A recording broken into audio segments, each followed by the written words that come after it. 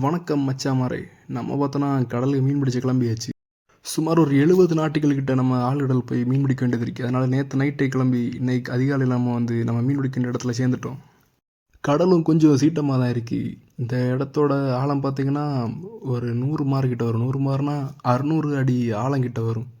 அடுத்து நம்மளுமே வலை விடுற பொசிஷனில் கரெக்டாக வந்தாச்சுன்னா நம்மளும் நம்மளோட வலையை கடலை விட வேண்டியது தான்.